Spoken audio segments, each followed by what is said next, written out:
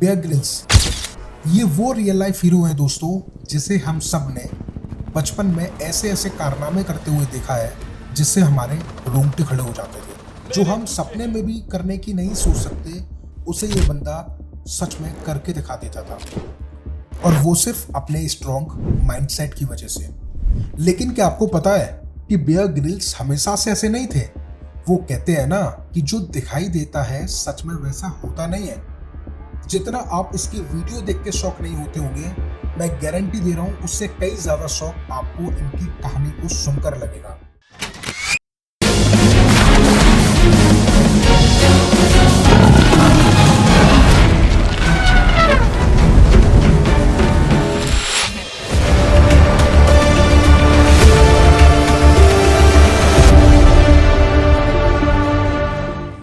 जी हाँ दोस्तों, Bear Grylls ने अपनी वीकनेस और डिप्रेशन पे जीत हासिल करने के बाद ही फियरलेस का खिताब हासिल किया है।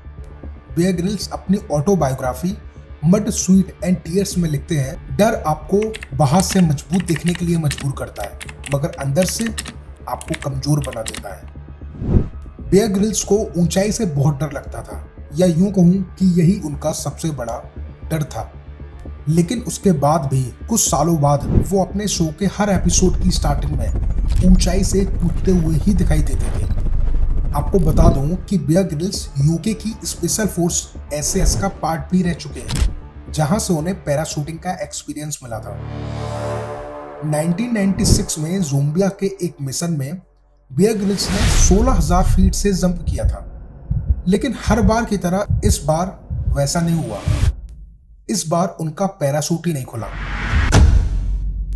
जैसे ही वो आसमान में कूदे, वैसे ही हर बार की तरह इस बार भी उन्होंने अपना पैराशूट खोला, मगर इस बार उनका पैराशूट नहीं खुला और वो तेजी से जमीन की तरफ गिरते जा रहे थे। जब उन्होंने ऊपर देखा, तब जाके उन्हें पता चला कि उनका पैराशूट ठीक से नहीं खुला है, और वो उसे खोलने की कोशिश करते रहे। लेकिन इन सब में वक्त जा रहा था और वो तेजी से आके जमीन पर गिर पड़े।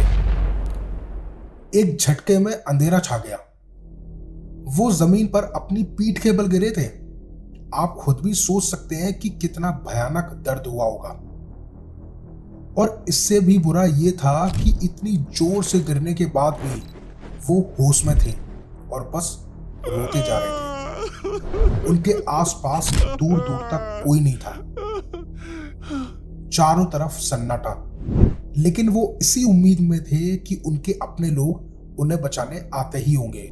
उनका दर्द इतना ज्यादा था दोस्तों कि उस वक्त अपनी जिंदगी से ज्यादा अपनी मौत मांग रहे थे। लेकिन दर्द के अलावा उन्हें कुछ नहीं मिल रहा था। फिर कुछ देर के बाद उनके साथी जब उसके पास पहुंचे तो वो तुरंत उन्हें हॉस्पिटल लेके भागे।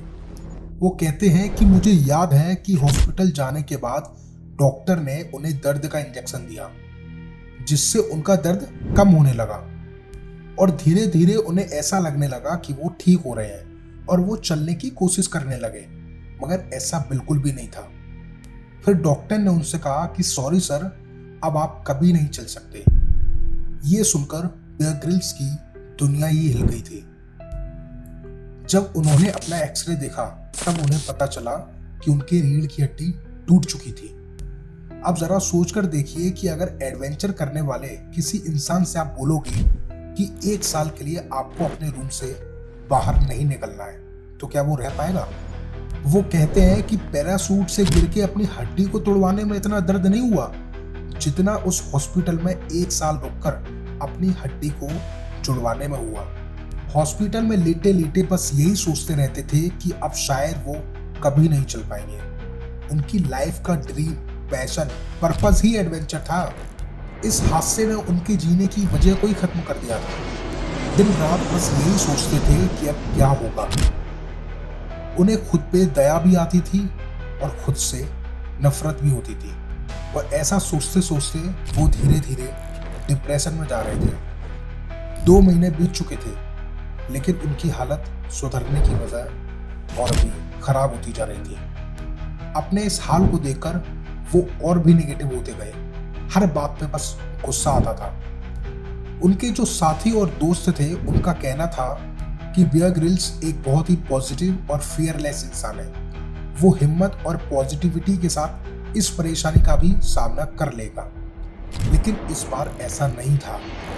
वो इस हादसे के बाद बहुत डर गए थे। उन्हें समझ नहीं आ रहा था कि आगे की जिंदगी कैसे बीतेगी, वो आगे क्या करेंगे, क्योंकि उन्हें अपनी आगे की जिंदगी खत्म होती हुई दिख रही थी।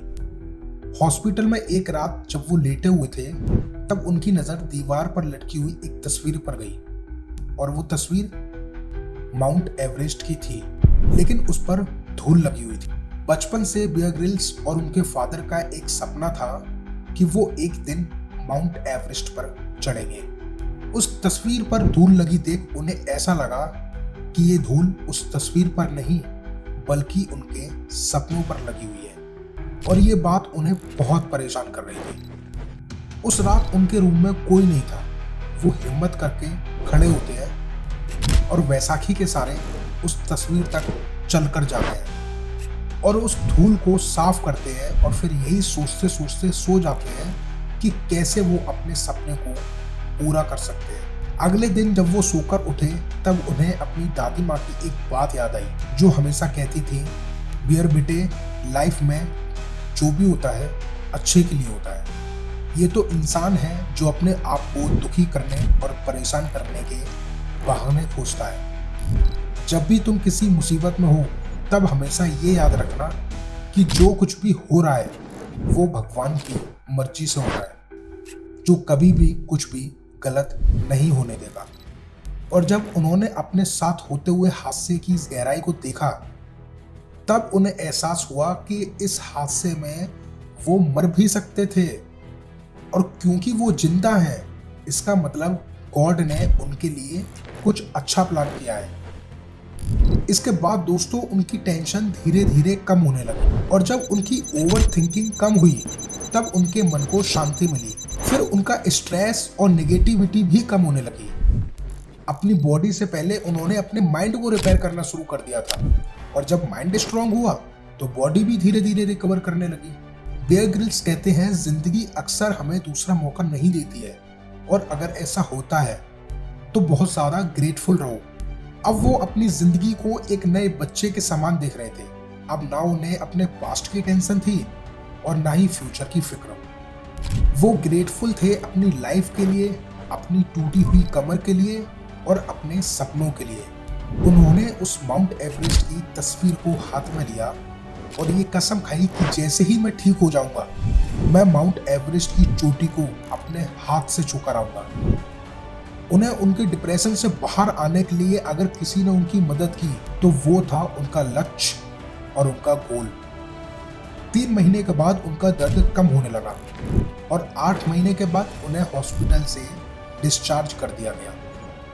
1 साल बाद वो पहले की तरह हो गए थे, लेकिन डॉक्टर्स ने उनको साफ मना किया था कि वो किसी भी फोर्स में वापस ट्रेनिंग नहीं कर सकते हैं, जिस वजह से उनके पास कोई जॉब नहीं थी, इसलिए पैसा भी नहीं था।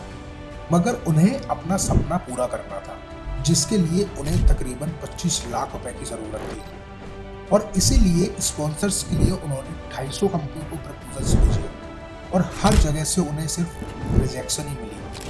कमाल की बात तो ये थी दोस्तों कि इतने रिजेक्शन मिलने के बाद भी वो रुके नहीं, वो प्रपोजल्स भेजते रहे।